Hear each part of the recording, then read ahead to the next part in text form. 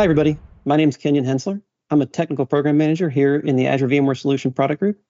I'm an expert here in networking as well as all the vSphere components. I was at VMware for a number of years, and now I've been here at Azure for quite some time. Today, we're going to talk about end-to-end networking in the Azure VMware Solution and how to connect to your on-premises as well as your Azure resources. So we'll go over the architecture and technical resources that are available to you. We'll go over the connectivity options that we have for AVS to on-premise as well as AVS to Azure and internet connectivity options. To begin with, let's get a little familiar with the Azure Well-Architected Framework. The Azure Well-Architected Framework is a great resource that you can use to provide reliable, cost-optimized, operationally excellent, performant, and secure environments for your entire Azure solution. AVS is a part of this, and it's a great resource for you to go use. The enterprise scale landing zone for AVS provides a great resource for you for automation as well as network connectivity options. The enterprise scale landing zone contains a lot of resources, including Terraform and Bicep and ARM templates for you to deploy from scratch for AVS, as well as add on all of these things to your existing brownfield installations. It also falls in line with the cloud adoption framework. So let's talk about some of the Azure VMware Solution connectivity options. Quick note for you about different options here. ExpressRoute is the preferred method. It's really the only way to do this. It's for production, it's fast, it's reliable, it's performant, it guarantees quality of service, and it provides full frame connectivity. VPN is a great way for you to do POC.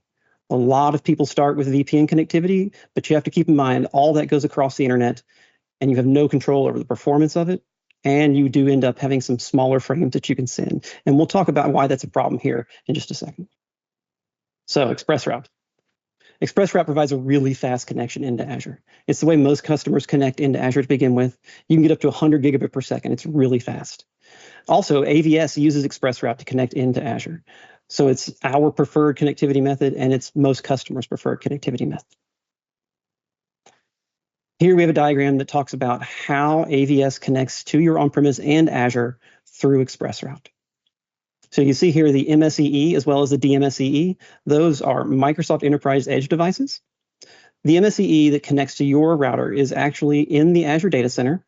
It's where your provider terminates your ExpressRoute connection, and it provides connectivity into Azure. Most customers will connect this way, and then they will connect to a VNet via an ExpressRoute gateway or virtual network gateway. When we do this connection, it essentially enables a tunnel from the MSEE to the VNet through a VM called the VNet gateway. In order to connect AVS to your Azure resources, we have to establish the same connectivity from the AVS ExpressRoute into the virtual network gateway. This limits some of our throughput out of AVS because we have to traverse the virtual network gateway VM, and we'll talk about ways to get around that. Since we can't provide transit across the MSEE, i.e. we can't provide traffic from on-premise through the MSEE to the ExpressRoute gateway, then to AVS, we have to enable ExpressRoute global reach from MSEE to our dedicated MSEE inside of AVS. And here you can see some of the traffic paths that can then be established. So when we connect AVS to an ExpressRoute gateway, you'll notice in the diagram a strange traffic pattern occurs. All of the connectivity that comes out of AVS towards an Azure resource will traverse the VNet Gateway VM and then go onto the Azure resource. When we connect back from the Azure resource to AVS, we end up having direct paths to the MSEE. And this creates a little bit of asymmetry in the traffic. But there's no stateful devices in between there, and so that traffic continues to function. Some of the limitations we see with this type of connectivity are associated with the VNet Gateway VM and the SKU that we use for that. So here on the left-hand side in the table, you can see the different performance characteristics that there are for the different types of ExpressRoute gateways. One interesting thing to note about the ExpressRoute that we use in AVS is we don't actually bill the traffic to you for any traffic coming from or going to AVS into Azure. When we enable FastPath on a connection from AVS into Azure, we actually bypass the entire VNet Gateway VM for both egress and ingress. So this is only supported for certain VNet Gateway SKUs listed here in the table. It's also only supported for certain Azure services. But this is the preferred method by which we'll connect to external storage like ANF or Pure Block Store or other external storage devices that support FastPath. When we do this, we can achieve very low latency as well as very high throughput. The AVS ExpressRoute, while quoted at 10 gig, is not actually metered or policed at all. So when we connect via FastPath to Azure resources, we can achieve some very, very, very high throughput. So let's talk a little bit about VPN connectivity now, the other option to connect from on-premise into Azure and into AVS. There's a few options here. This one is probably the most common that we see. So we deploy our ExpressRoute gateway and we connect AVS to a VNet. And then we deploy a VPN gateway that then connects to the same VNet. In this VNet, we add an Azure route server. And so Azure route server acts kind of like a BGP route reflector. So we enable branch to branch on this, and then the routes are then reflected from Azure route server to the ExpressRoute gateway and to the VNet gateway. Once we do that, we have connectivity that allows transit through the VPN gateway to the ExpressRoute gateway and back. This also allows it to provide connectivity to Azure resources, but we can't use FastPath for this type of connectivity. So when this occurs, we get connectivity from on-premise through the VPN gateway to Azure resources, as well as on-premise all the way to AVS and the opposite. This is a really common occurrence when we use for POCs. One of the problems with this type of connectivity is the MTU requirements for the inner packets as they go across the IPsec tunnels. Generally, we ask you to add this command to your routers, the IP TCP adjust MSS, and set that to 1350. This tells all the TCP senders that traverse this link that they should reduce their segment size down to 1350, and that reduces the total packet size as it goes across the network. This lets the VPN devices not need to fragment. And when we talk about HCX, there are some real problems associated with that, and we'll get there very quickly. Another option of this type of connectivity is through vWAN. vWAN provides the same type of connectivity that we saw with the Azure route server, but we don't have to deploy Azure route server. We don't have to deploy the ExpressRoute gateways or the VPN gateways. vWAN manages all of that. And so that's great for connectivity to on-premise through VPN. However, vWAN does not support FastPath for the ExpressRoute connections from AVS. And so that causes some problems when we start doing this type of connectivity, but need very fast throughput to Azure. One of the other less commonly used connectivity options is VPN on the T1 inside of NSX using either a public IP or a private IP. When we configure an IPsec server inside of NSX on the T1 devices, we can then establish direct connectivity from wherever we are to an NSX T1 into that T1. Now, we can't provide connectivity out of the T1 when we connect this way. So this is really for accessing only the resources behind the T1. This is used a lot when we talk about VCD or other cloud services that require the creation of environments inside of AVS that, say, use duplicate IP addresses or overlapping IPs so that we can have customers connect in and access those resources behind the T1. One of the problems that we face when using VPN connectivity into Azure is HCX. HCX is one of the primary migration methods that we have for Azure VMware Solution. HCX allows for the extension of layer 2 VLANs from on-premise to Azure into AVS. This lets us migrate workloads live without any downtime, without changing IP addresses, and it's a great tool. However, when we connect via VPN to Azure, then onto AVS, we can't use the standard HCX settings for our inner IPsec. So what occurs when a VM on-premise is talking across a layer 2 extension through to AVS, the VM will send its original packet. That gets picked up by the network extension appliance on-prem, which then wraps that in an IPsec encapsulated packet. That's a UDP packet, and then it sends it on towards however it gets to its destination AVS cloud extension appliance. If this is traversing a VPN appliance, that VPN appliance is going to pick this up, and then if the frame is above whatever the maximum segment size is of that VPN tunnel, it will attempt to fragment that frame and then send it on its way. Unfortunately, because the inner frame is IPsec, that will fail when it reaches the destination. So what we have to do is change the HCX uplink MTU to fit within the maximum segment size of the VPN.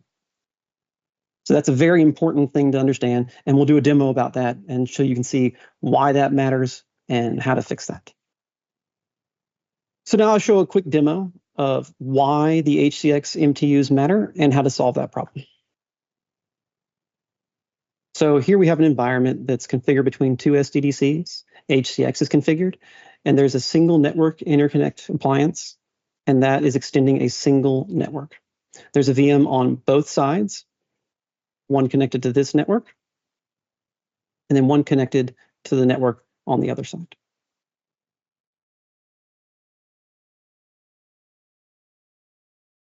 These VMs are on the same segment, so they have direct L2 connectivity.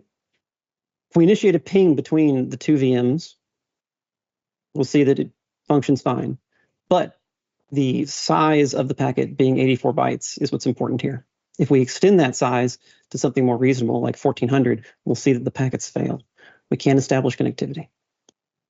So in order to solve this problem, we have to change the HCX uplink MTU. So you go into both sides of your HCX appliances, you'll find the interconnect and network profile, find the uplink profile, and change that MTU. When we change this MTU to the appropriate value, HCX will fragment the packets and also send its own TCP MSS adjust to the VMs on the network. And once we do this, we have to go and resync the service mesh. Once the service mesh is resynced, we can then go and establish that connectivity, and it will function at the appropriate size. Network virtual appliances. So NVAs are essentially VMs that are routers. We use these a lot to provide additional filtering capabilities, to provide load balancing or other network services. And there are a whole lot of places that we can put these particular devices. They can be in Azure, they can be in AVS, and they can provide different filtering capabilities based on where they're placed. And they also provide different performance and latency characteristics based on where they're placed. So it's very important to understand where they're going and what your requirements are to solve these problems. One of the common scenarios we see is placing an NVA inside of NSX. Now, this allows us to filter workload VMs only, and it requires some static route configurations. With this option, we deploy virtual machines inside of AVS, and we connect them to one or more T1s. And then so we have a northbound T1, a southbound T1. We assign the appropriate routes to the northbound and southbound through the NVA, as well as the NVA to communicate northbound through a T1 and southbound to the bottom T1. Then all those routes are redistributed from the northbound T1 to the T0, and connectivity is established through the NVA. Now, there are some limitations here. NVAs inside of AVS can only have 10 interfaces, and that's a vSphere limit. So we generally have one uplink interface, one management interface, and then we can have 8 downlink interfaces. When we configure 8 downlink interfaces, we can either have those be individual IP segments, or they can connect to T1s behind those interfaces to provide multi-segments behind that interface. Now, when we do this type of connectivity, we can filter between different segments inside of an SDDC. But if you'll notice on the drawing, the management components are outside of the NSX constructs and thus can't be filtered this way.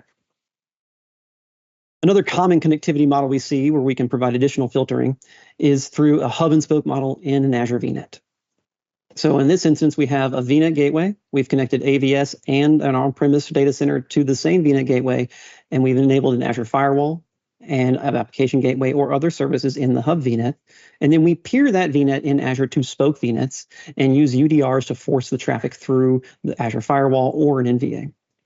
In this type of connectivity, however, we generally enable ExpressRoute global reach between AVS and the on-premise data center because we can't transit through the ExpressRoute gateway. And this does not allow for filtering between AVS and on-premise. So if all you need to do is filter your connectivity inside of AVS to Azure, this works really well. A lot of customers have other requirements, though. When we start connecting NVAs inside of Azure into AVS, we end up with some very interesting topologies we can configure. In this topology, we have on-prem connecting to a VNet gateway, as well as AVS connecting to that same VNet gateway.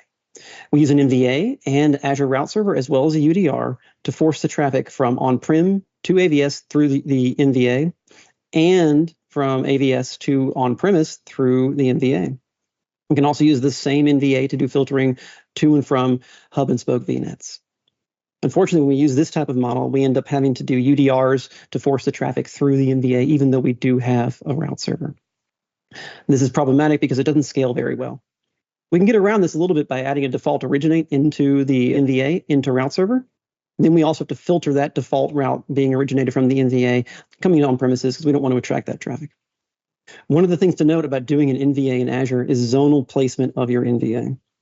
A lot of customers that I've dealt with have ended up using a multi-zonal approach for these NVAs, and they put one in zone 1, one in zone 2, and they don't pay any attention to where AVS is, and AVS ends up being in, say, zone 3 or any of the other zones.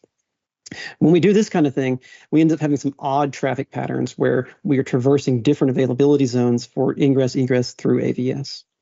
Since AVS, not in a stretched model, ends up being a single zone, there's really no point in deploying multi-zone NVAs as it's associated to AVS. If we do that, we just end up having resources that if we were to lose a zone can't be used anyways. So using zonal alignment to AVS with your NVAs is very, very important when we're talking about latency. When we don't do zonal alignment, we end up having relatively high latency on the order of half a millisecond to a millisecond as we traverse the multi-zone configuration. If we keep our AVS NVAs in the same zone as AVS, we end up having much less latency. And if we use FastPath, even less. Another option here is to use an NVA to advertise a default route and attract all the traffic into the VNet gateway through the NVA. We can actually cause transit here. So if we're in regions where we don't support global reach, we can use this option to allow traffic into the ExpressRoute gateway from on-premise through the NVA, back out the ExpressRoute gateway to AVS. One of the key things to note here is you must filter the default route being advertised from the NVA to the on-premise data center, or you may have some unexpected traffic patterns. Also, when you're connecting this way using a default route to AVS, the management components won't honor the default route.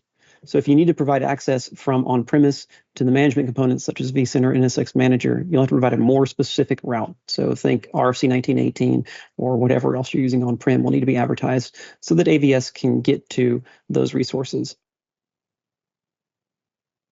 One of the more complex options we have, however, the most scalable, is to use a transit VNet and connect to a hub VNet. In this option, we get to have AVS connect to a transit VNet that has its own NVA as well as a route server that then uses its own BGP connection to another NVA in a different VNet, generally a hub VNet, that has another ExpressRoute gateway and route server. When we do this, we also establish a BGP connection between the NVAs and some sort of tunnel between them so that we can tunnel traffic across the different VNets. This way, we don't have to make all those UDRs we had to in the previous example, and everything works much, much better. So now we'll do a quick demo about hub and spoke transit and how that looks, as well as a FastPath and latency demo. So here we have an AVS VM as well as an NVA VM in a hub and spoke model. In the AVS VM, we can provide access across the NVA as verified here through TCP dump. So we'll run this TCP dump command, and then from the AVS VM, we'll go ahead and ping a device that's in a spoke VNet across the NVA. Here you can see the traffic ingressing and egressing through the same interface. So we can absolutely force this traffic through. Quick latency test through this NVA, though, we'll see a relatively high latency of about half a millisecond. When we do a FastPath connection, we no longer have any of these latency characteristics. This is, in fact, through an NVA inside of AVS. Now, when we enable FastPath, we should get a much lower latency number.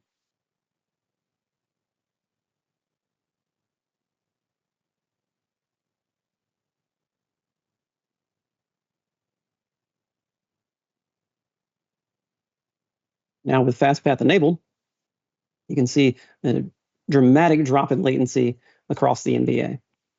So here, with NVA inside of AVS and FastPath enabled, we can achieve very, very low latency and very high throughput through an NVA. So this is why it's really important to choose the appropriate connectivity model that meets your business and security requirements to get the best performance out of your environment. There are a lot of internet access options. Really brief overview. Here are some of the different ways that we can provide this, and we'll talk about most of these. In order to enable internet inside of AVS, this is the page that we use. You can see there's very simple options here. Either accept the default route from Azure, connect via SNAT, or connect using the public IP to the NSX edge. You can't use both of these. It's one or the other. So let's talk about them. So here, using the managed SNAT service, it's the easiest way to do this. You go click a button, and all of a sudden a default route gets advertised into your Azure VMware Solution Cloud, and you get internet access through a SNAT that we manage. Now, you don't have access to change the public IP. You have no control over that. You have no control over anything associated with the level of service you get, but it functions really well. It does not advertise that default route anywhere except for AVS, so you don't have to worry about route leaks into your other Azure environments. Another feature is the NSX public IP. This can be really useful, can also be very dangerous. So when we enable this, you get a public IP allocation that you can assign to anything inside your SDDC. It can be the edge device, and you can do SNAT or DNAT there. It can also be virtual machines. When you do this, it will override any default route that's being sent to your SDDC. And this goes back to the, are you using a default route to get access to your SDDC problem? If you are using a default route, we are going to override that, and you're going to have to provide more specific routes for even your workload VMs. When you do this and you create a SNAT or a DNAT or assign a public IP to a virtual machine, there is no firewall by default associated with this. So if you assign a DNAT rule to a VM inside of AVS, it gets all of the public IP assigned to it. There is no filtering. Any port is open unless you specifically close that down.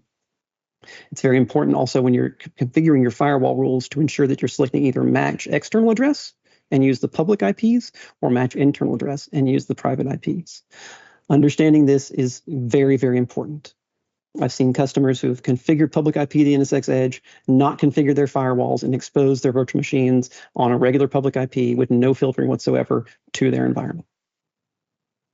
So what's that look like when we want to provide outbound connectivity? This is a really simple one. There's not much security that goes on here. We configure an SNAT rule on the edge in the T1, and then we assign the source and destination that we want.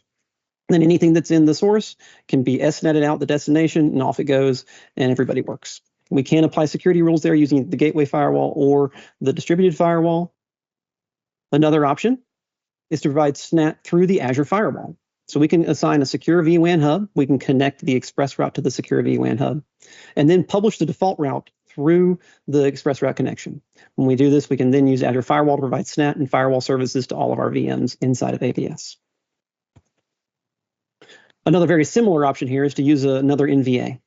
So we can again provide the vWAN hub.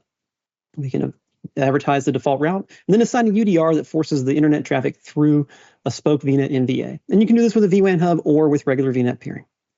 Then you can use your traditional firewall vendor that you may be using on-prem to provide the same internet connectivity and security into your Azure VMware Solution Cloud. You can also provide that same type of connectivity through a standard VNet with route server and a UDR. Another option is to provide connectivity from on-premise all the way through to Azure VMware Solution with the default route advertisement from your edge. When you do this, you will attract everything back outside those management components, and then you can filter on your firewall. Just make sure you don't end up attracting network traffic that you don't want to through there. There are a few different options for inbound internet connectivity to AVS as well. Now we have this one, which is an application gateway that can provide HTTP or HTTPS connectivity into AVS through Azure. Since the application gateway, you can just assign IPs in the back end. Now, one thing to note here is you're not going to be able to use the preserve client IP options for any load balancer when we do this type of connectivity. That's because the default route must run back through the device that's providing the ingress. Generally, it's not. So when we do this, we're doing not just a DNAT for the connection inbound, but also an SNAT, so that it looks like to AVS that the traffic is sourced from the inside interface of whatever this device is, in this instance, an application gateway. We can also do this with an NVA inside of a VNet. So in that NVA, we can provide all those same type of services you're used to on whatever firewall vendor you're using or load balancer vendor you're using. Now, again, because we aren't attracting the default route through this particular device, we cannot preserve client IP, and always the traffic will look sourced from the inside IP of the NVA.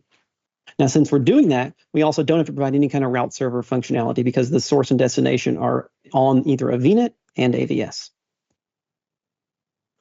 One of the other options we've already talked briefly about is the NSXT DNAT option. So when we do it this way, we actually get to use preserved client IP because it's all routed within AVS and it actually has the default route. So we can get away with doing some things like the source of the traffic actually looks like the true source of the traffic when it arrives at the VM destination. Now, when we do this, we obviously can't access other Azure resources, but we can access all of the NSXT resources. Thank you for your time today. I hope you guys learned something. If you have any questions, please feel free to ask.